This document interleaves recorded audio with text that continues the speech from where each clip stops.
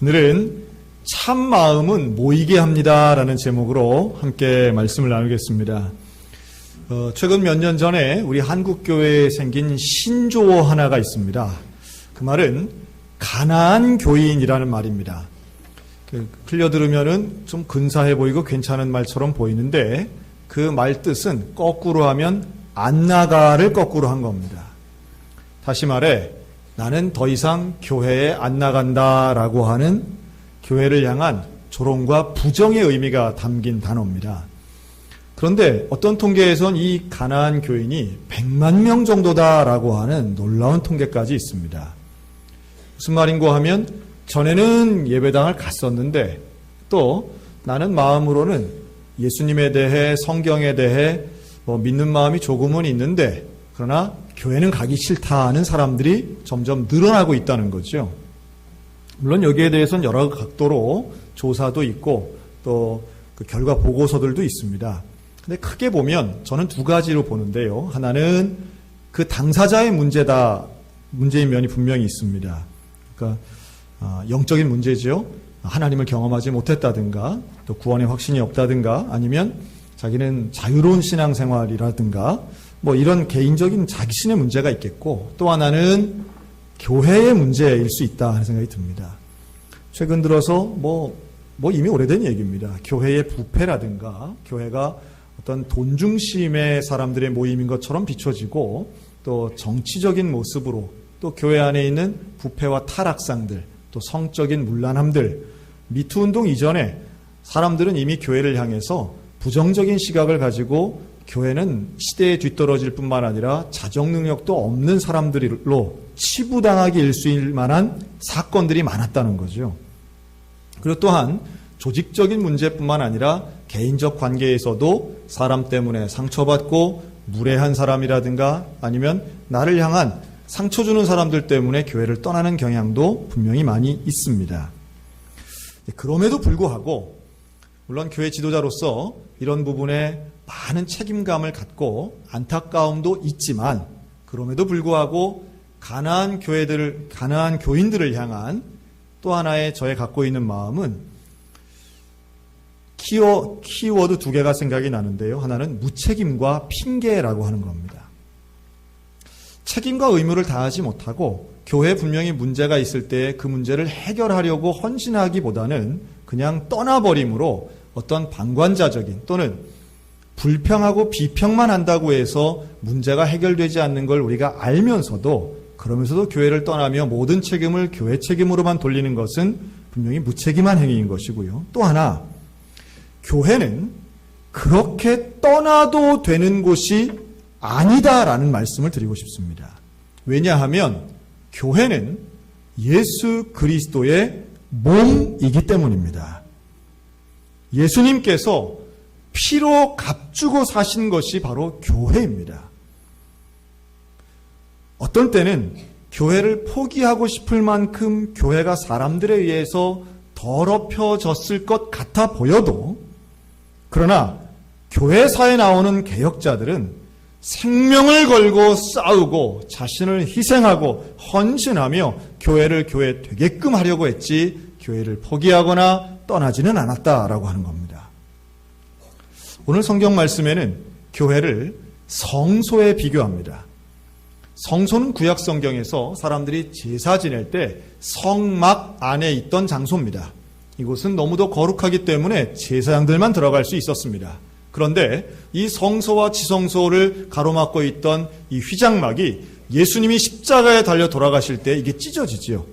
그래서 이제는 모든 사람이 누구나 제사장이 아니어도 이 성소에 들어갈 수 있다고 오늘 성경 본문은 말합니다. 예수의 피로 담력을 얻어 우리가 들어간다는 거예요. 여러분, 교회는 이 시대의 성소입니다. 하나님을 만나는 곳입니다. 우리의 죄를 용서받고 거룩함을 회복하는 곳이 교회인 줄로 믿습니다. 그래서 교회는 축복의 장소입니다. 교회는 마음에 들면 가고 마음에 들지 않으면 가지 않는 그런 곳이 아니라고 하는 겁니다. 교회는 우리가 함께 지어져 가고 마음과 뜻과 정성을 다하여 하나님을 만나는 거룩한 우리 자신이며 예수 그리스도의 몸입니다. 저에게 소원이 있다면 우리 소양성결교회가 바로 그런 거룩한 공동체가 되는 것이고, 다니기 싫은 교회가 아니라 오고 싶은 교회가 되기를 소원합니다. 찾아오는 사람들마다 하나님을 만나고 복받는 교회가 되기를 소원합니다. 여러분, 이런 교회를 만드는 그런 거룩한 소원이 우리 소양교회 교인들 모두에게 있으시기를 주님의 이름으로 축원합니다. 그러기 위해서는 어떻게 해야 될까요? 오늘 본문에 보면 22절에 이런 말씀이 있습니다. 몸은 맑은 물로 씻음을 받았나니 참 마음과 온전한 믿음으로 하나님께 나아가자. 자, 잘 아는 본문이지만 참 유독히 이번 설교를 준비하면서 마음에 울림을 주었던 단어입니다. 참 마음과 온전한 믿음. 저는 이 말씀이 이렇게 읽혀지더라고요. 우리가 하나님 앞에 나아가는데 신령과 진정으로 예배할지니라.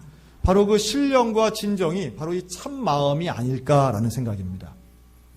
물론 그리스도를 통해서 죄사함을 받고 깨끗해지고 하나님을 전심으로 섬기는 마음이겠지요. 그런데 이 마음이 있는 사람, 참 마음이 있고 신령과 진정으로 예배하는 그 사람이 하나님 만나게 될 줄로 믿습니다. 그래서 이렇게 좀 정리를 하고 싶어요. 한번 따라 하실까요? 참 마음은 하나님을 보게 합니다. 네. 여러분, 교회는 하나님께 예배하는 곳입니다. 교회에서 어떤 일들을 한다 해도 가장 우선되는 건 당연히 예배일 수밖에 없습니다. 교회의 가장 큰 역할과 소명, 예배입니다. 그리고 이 예배에 집중하여 하나님을 만나기만 한다면, 하나님을 경험할 수 있다면, 우리의 참마음으로 하나님을 볼 수 있다면 발로 차도 교회를 떠나지 않을 거예요. 교회에서 어떤 유익 다른 것보다도 우리는 하나님 만나는 일에 집중해야만 합니다. 하나님을 만나면 교회에 조금 문제가 있어도, 조금 연약한 면이 있어도 우리는 그래도 기다릴 수 있고 하나님을 바라볼 수 있고 소망을 가질 수 있습니다. 근데 이게 없으면, 하나님을 바라볼 수 없으면, 하나님을 경험하지 못하면, 예배를 통해 은혜 받지 못하면 아무리 오래 다녀도 작은 상처 하나에도 우리는 교회를 떠날 수 있는 가능성이 늘 있다는 거예요. 예배를 드리는 일, 이것은 또 다른 면에선, 어떤 면에선 반복되는 일이라고도 보여집니다. 어떤 분이 그런 말을 하는 걸 봤습니다. 신앙생활하면서 진짜 어려운 게 뭐냐 했더니 고난이 어려운 게 아니라 지겨운 게 어렵더래요. 지겹더래. 뭐가 그렇게 지겹습니까? 했더니 교회 가면 맨날 똑같은 것만 한대요. 맨날 똑같은 거. 근데 교회만 똑같은 거 하겠습니까? 다른 데도 다 똑같지. 그런데 이럴 수 있습니다. 그렇죠. 우리는 똑같은 시간에 같은 장소에 모여서 같은 사람이 설교하는 거 듣고 또 같은 옆자리에 뭐 별로 변화가 없는 것 같아. 이럴 때 사람들은 좀 답답함을 느끼는 거죠.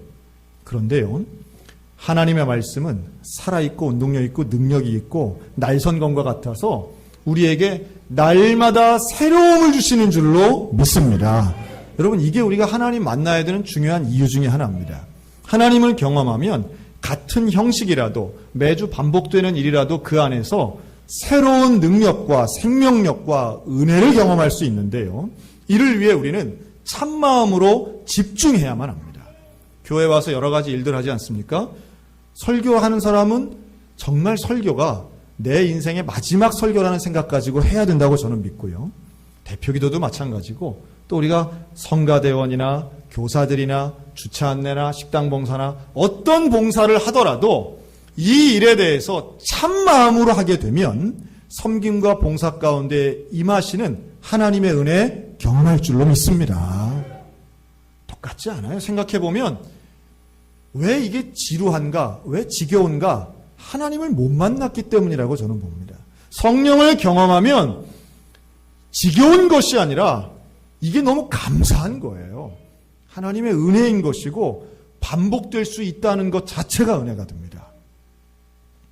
우리 소양교회는 하나님을 만나는 기도하는 집이며 예배하는 하나님을 만나는 장소가 되기를 주님의 이름으로 축복합니다. 자, 두 번째입니다. 한번 따라할까요? 참마음은 사람을 온전히 보게 합니다. 네, 유명한 구절이죠. 24절에 보면 서로 돌아보아 사랑과 선행을 격려하라 이렇게 말합니다. 물론 우리는 예배를 통해 하나님을 만나는 게 최우선이겠지만 그런데 모인 이상 또 누가 보이냐 하면 사람이 보이는 거예요. 여러분, 우리는 하나님께 상처받아요? 사람에게 상처받아요? 저는 하나님한테 상처받았다는 사람 그렇게 못 봤습니다. 예수님이 나에게 상처 줬다는 사람 별로 못 봤어요. 그때 사람한테는 그렇게 상처들을 많이 받고 사람 때문에 참 어려움 당하는 분들을 많이 봅니다. 제가요 최근에 유머 하나를 들었습니다. 유머는 들으면 어떻게 해야 돼요?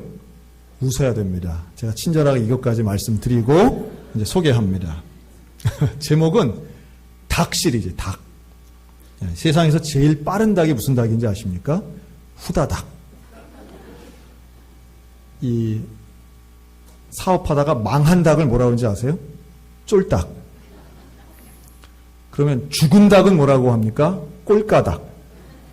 제정신 아닌 미친 닭은 핵가닭. 그러면 교회에 필요한 닭은 뭘까요? 자, 우리 옆 사람 보고 이렇게 얘기합시다. 토닥토닥.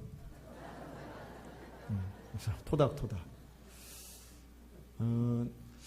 교회에 오면서 우리가 진리의 말씀을 듣는 거 참 중요하고 복음을 듣는 것 제일 중요한데요. 성도들을 통해 우리가 함께 모여서 예배 드릴 때 우리가 서로에게 사랑과 선행을 통해 격려하고 격려받는 건 참 중요한 일입니다. 교회까지 와가지고 예배당까지 와서 우리가 잔소리 듣고 혼나고 저주받는다면 그걸 좋아할 사람은 아무도 없을 거예요. 서로 격려하는 일. 그런데 그 격려가 다른 게 아니라 사랑과 선행을 위해 격려한다는 게 중요합니다. 저는 우리 교우들이 교회 안에서건 어디 다른 데서건 만나면 무슨 이야기를 하는가가 우리 교회 수준이라고 저는 봐요.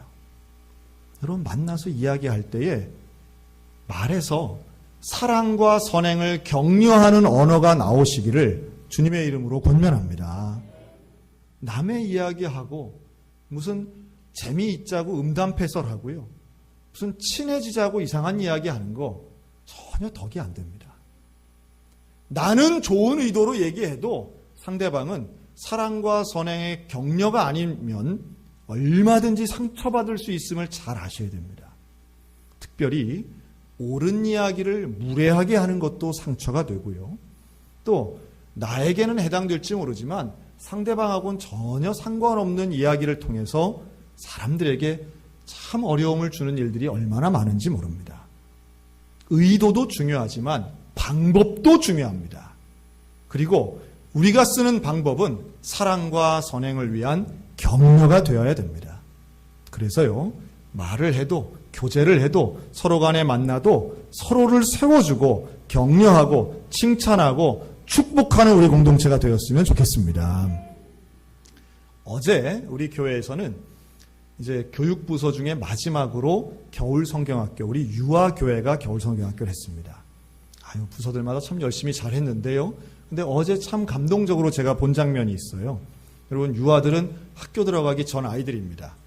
모이면 얼마나 시끄럽고 이쪽에서는 애가 뛰고 여기서는 애가 울고 가운데에서는 애가 엎드려갖고 스켈레톤 자선을 하고 있습니다. 근데 그런 가운데에 예배를 드리고 선생님들이 얼마나 열심히 준비를 했는지 애들이 집중하고 또 이렇게 즐거워하고 깔깔대고 하는 거죠. 그런데 제 눈을 끈 것은 아이들이 모이면 그만큼 손길도 많이 필요합니다. 그래서 어제 자원봉사자들 참 많이 오셨는데 그 온 유아교회 성경학교에 누가 와서 돕나 보니까 학부형들이 와서 돕고 어린이교회 교사들이 와서 돕고 청소년교회 교사들이 와서 돕는 거예요. 여러분, 그런 교회가 되는 교회입니다. 네, 그런 교회가 되는 교회. 그리고 장로님들이 오셔가지고 아이고 잘한다고 칭찬하고, 사실 성경학교에 장로님들이 오면 뭐가 도움이 되겠습니까? 그런데 오시는 것 자체가 도움이 되고 큰 힘이 되고 큰 격려가 되고, 와서 또 저녁에는 그 우리 교사들 수고했다고 밥도 사주시더라고요. 할렐루야. 동역이라고 하는 것은 서로 마음을 함께 하는 것이고, 격려라고 하는 것은 함께 하는 거예요. 사람을 보면서 온전하게 바라보는 겁니다. 사랑하는 겁니다. 사랑과 선행이 함께 일어나는 참 마음을 가지고 사람을 바라보는 교회. 여러분, 그런 교회라면 사람이 모이게 될 줄로 믿습니다. 모이기를 패하는 어떤 사람들의 습관과 같이 하지 말아라고 말씀해요. 이때나 지금이나 모이는 게 쉬운 시대는 없어요. 모이자고 하면 다 바쁘다고 하고 다 사정이 있고 다 뭐 이런저런 핑계들이 있습니다. 그런데 어떤 사람은 모이기를 권하는 사람이 있습니다. 어떤 사람이 권하고 어떤 사람이 권면을 받아야만 합니까? 사실은 권하는 사람이 많은 교회가 좋은 교회입니다. 또 오늘이 이제 마지막 우리 올림픽 끝나는 날이니까 우리 올림픽 얘기를 그래도 오늘까지만 하겠습니다. 이번 동계올림픽은 여러 가지 면에서 상당히 특별한데요. 그 중에서도 올해가 우리나라가 동계올림픽 참가한 지 70년 되는 해입니다. 1948년도에 처음으로 참가했다니까요. 그런데 지금까지 우리나라가 동계올림픽에서 메달을 딴 종목은 딱 3개밖에 없습니다. 쇼트트랙, 스피드스케이팅, 피겨스케이팅. 이 3개밖에 없는데요. 이번 동계올림픽은 놀랍게도 다양한 종목에서 메달이 나왔습니다. 이 스켈레톤, 아까 말씀드렸지만 이 썰매 종목에서 금메달이 나왔다는 건 정말 대단한 일입니다. 왜냐하면 우리나라엔 썰매 경기장이 없거든요. 그런데도 이걸 탔다는 건 진짜 대단한 일이고요. 또 어제 스노우보드에서 은메달이 나온 거, 이건 정말 기적 같은 일입니다. 물론 우리나라에서 했으니까 뭐 조금 유리한 면이 있을 수도 있겠지만 썰매나 이런 스노보드 같은 설상 종목에서 메달이 나온 건 진짜 대단한 일입니다. 그런데 전 국민이 지금 관심을 갖고 박수를 치고 응원하고 있는 건 아마도 지금 결승전하고 있는 컬링 경기가 아닐까 생각이 듭니다. 혹시 이 가운데 또 결승전 스마트폰으로 수척수척 보면서 예배드리시는 분이 있을까봐 또 그런데요. 보면은 오히려 우리가 어려울 수 있습니다. 그런데요, 이 컬링팀을 보면서 전 국민이 참 열광하고 또 화제가 됐던 여러 가지가 있죠. 첫째는 다 김씨라는 거, 또 하나는 다 같은 동네 사람들이라는 것. 5만 3천 명 사는 의성군이 이 사람들이 고향이잖아요. 참 여러 가지가 화제성이 있어서 지금 뭐 벌써부터 영화 제작하자고들 뭐 하는 기사까지 나오고 있습니다. 자, 그거 보면서 야, 어떻게 같은 동네에서 될까? 근데 그건 다 이유가 있습니다. 그 의성군에는 국내에서 가장 최초로 세워지고 국내 유일의 국제대회를 할 수 있는 대형 컬링장이 바로 의성에 있습니다. 그래서 의성여고하고 의성중학교 사이에 그게 있는데요.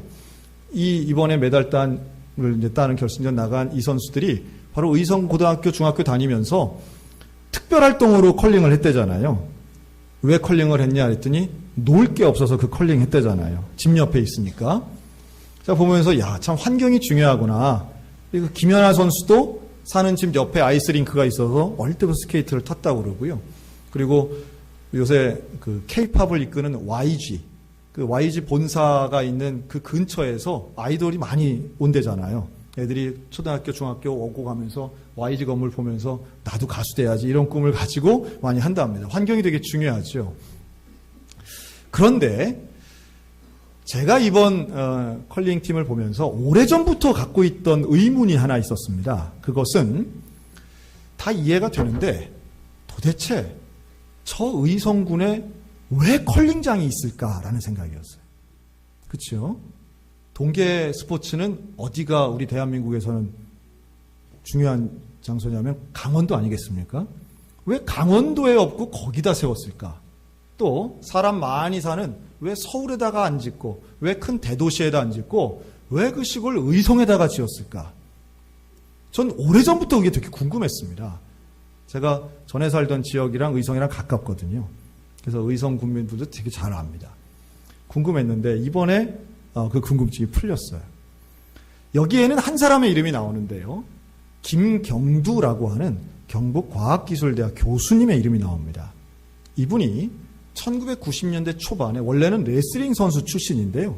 이분이 자기 가족들을 데리고 해외여행을 하면서 컬링을 발견합니다. 그리고 야, 저거 재밌겠다 하고 한 거예요. 원래 본인이 스포츠맨이니까. 그리고 한국에 와서도 빙상장에 가서 동그라미 그려놓고 컬링을 한 거예요. 그랬더니 사람들이 뭐라고 얘기하냐면, 야, 웬 요강단지 던져놓고 빗질을 하냐? 그렇게 얘기한 겁니다. 그래도 열심히 가족들이 그 컬링의 재미에 빠져서 가족들이 컬링을 한 거예요.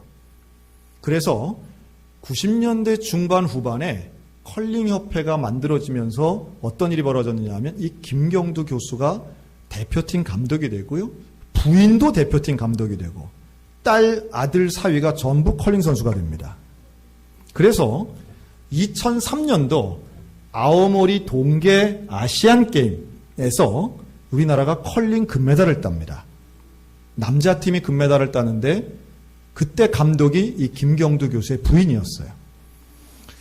그리고 지금 결승전을 하고 있는 현재 우리나라의 여자 대표팀의 감독도 이 김경두 교수의 딸입니다.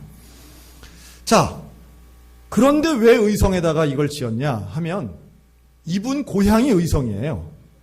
그러면서 2003년도에 동계 아시안 게임 때 금메달 따면서 반짝 컬링이 잠깐 주목받았을 때가 있습니다. 그때 이분이 자기 고향 땅을 내놓으면서 지자체하고 협회에다가 컬링 센터를 건립해 줄 것을 지속적으로 요청합니다. 그래서 경상북도가 11억 5천만 원, 의성군이 3억 5천만 원, 컬링협회가 16억을 내서 그 컬링장을 만든 거예요. 되게 큽니다. 동네하고 어울리지도 않을 정도로 되게 큰 센터를 만들어놨어요. 그리고 그곳에서 2004년도에 만들어진 그 컬링 센터에서 가장 먼저 운동을 했던 중학생들이 14년이 지난 올해에 결승전에 나간 겁니다. 사람들이 이런 말을 합니다. 깜짝 메달. 그런데 깜짝 메달이라는 게 어디 있겠습니까? 우리가 몰라서 보니까 깜짝 메달인 것처럼 보일 뿐이지 그 뒤에는요 30년 동안 노력하고 집중한 사람이 있고요, 자기 재산을 내놓은 사람이 있고요, 아무도 관심 가져주지 않고 모이지 않을 때에 바로 그때에 기다린 사람들이 있더라는 거예요. 누군가는 씨를 뿌리고 거기에다가 자기 핫세를 털어서 컬링 기구를 마련하고 그 스톤이라고 하는 게 알고 보니까 스코틀랜드에서만 나오는 돌로 만든답니다. 그거 아무나 만드는 게 아니랍니다. 하나에 100만 원에서 150만 원 한답니다. 그런 거 다 갖다 놓는 거, 사다가 놓는 거예요. 누군가 헌신하지 않으면, 누군가 투자하지 않으면 그냥 영미 외친다고 금메달 따는 게 아니라는 거예요.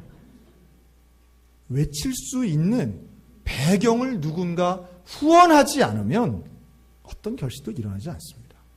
다시 한번 그 놀라운 원리와 원칙을 깨달아요. 여러분, 교회라고 안 그렇겠습니까? 교회도요, 누군가는 희생하지 않으면 그냥 되는 건 아무것도 없습니다. 여러분, 초대교회에 사람들이 모일 때 어디 모였겠습니까? 누군가의 집에 모이는 거예요. 그러면 누군가는 자기 집을 오픈해야 되는 거예요. 우리 집으로 와서 예배드리자고, 우리 집을 교회 삼자고 누군가는 자기 집을 내놓는 사람이 있어야 교회가 되는 거예요. 그리고 사람들이 모이면 그냥 끝나나요? 아니에요. 한번 모이면 하루 종일 있는 거예요. 하루 종일 있으면서 예배드리는데 누군가는 밥을 먹여야 되는 거예요. 누군가는 밥을 먹여야 교회가 되는 것이고 초대교회가 되는 것이고, 누군가는 이 모인 사람들에 대해서 물질적으로 책임을 졌어야만 되는 거예요. 여러분, 그 사람이 누굽니까? 그 사람이 바로 권하는 사람입니다. 오직 권한다라고 할 때 이 권하는 사람은 책임을 지는 사람이에요. 헌신하는 사람이에요. 그 사람이 바로 큰 사람이고 그 사람이 더 사랑하는 사람입니다. 자, 우리 옆 사람 보고 인사하겠습니다. 제가 밥 한번 사겠습니다. 제가 밥 한번 내겠습니다.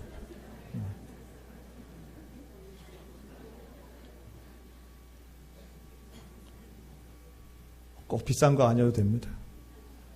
여러분, 한번 권하는 사람이 되셨으면 좋겠어요. 언제까지 끌려만 다니고 언제까지 청함을 받기만 하겠냐는 거예요. 교회 생활하면서 언제까지 나는 누가 붙잡아줘야 되고 언제까지 누가 나를 초청해줘야만 되고 불러줘야만 가는 사람 되겠냐는 거예요. 여러분, 불러주는 사람, 부르는 사람, 권하는 사람들 되시기를 주님의 이름으로 축원합니다. 이제 내일부터 이번 주부터 구역 예배가 다시 시작됩니다. 구역 예배. 그러면 권하시는 분들이 이제 전화할 거예요. 자, 한번 따라합시다. 우리 옆 사람이 다시 한번 구역장 말 잘 들읍시다. 시작. 구역장 말에 순종합시다. 구역장 말에 순종합시다. 구역장이 아이고 권사님, 아이고 집사님, 이번 주 우리 금요일 몇 시예요? 하면은 이유 달지 말고 막 전화번호만 떠도 막 안 받고 이러지 말고 카톡이 오는데 뭐 씹지 말고 순종하셨습니까? 여러분, 권함을 받으면 그걸 고마워하고 미안해 하셔야 됩니다. 귀찮아하고 이러지 말고, 여러분, 권하는 사람은 누구, 권함 받는 사람은 누굽니까? 사실은 내가 권해야 하는데 내가 권함을 받는다는 것에 대해서 고마워하고 미안해하는 마음들이 있었으면 좋겠어요.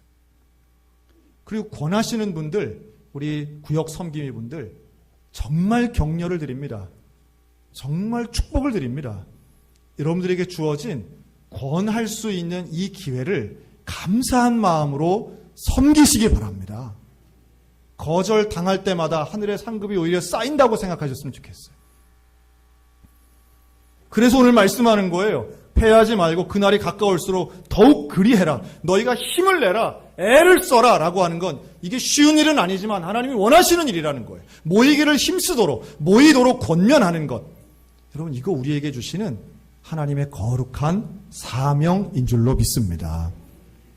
이 일에 우리 모두 함께 했으면 좋겠습니다. 제가 이번 한 주간 동안 제자 훈련이 시작돼서요.